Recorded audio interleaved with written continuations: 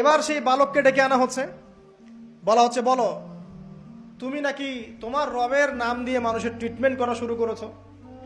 তখন সেই বালক বলছে, হ্যাঁ আমি এক আল্লাহর প্রতি বিশ্বাস করি এবং তার রাসূলের প্রতি বিশ্বাস করি, তার প্রেরিত আসমানি কিতাবে বিশ্বাস করি।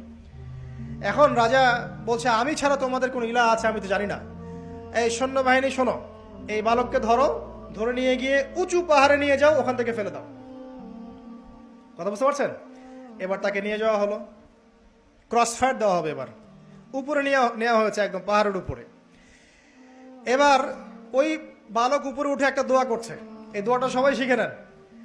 ওই বালক উপরে উঠে দোয়া করছে, আল্লাহুম্মা কফিনিহিম বিমা শি'তা, আল্লাহুম্মা কফিনিহিম বিমা শি'তা, আল্লাহুম্মা কফিনিহিম বিমা শি'তা। পাহাড় থরথর করে কাঁপা শুরু করলো এবং ওই সৈন্যবাহিনী পাহাড় থেকে পড়ে গেল।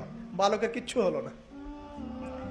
আমি কিন্তু বানোয়াট কোনো গল্প বলছি না, এটা কোরআন থেকে বলছি এবং এটা তাফসীর। আপনি যে কোনো তাফসীর পড়েন, মারিফুল কোরআন, তাফসীর ইবনে কাসির, জালালাইন পড়ে দেখেন, জাস্ট পড়ে দেখেন, আমার সাথে ডিবেট করার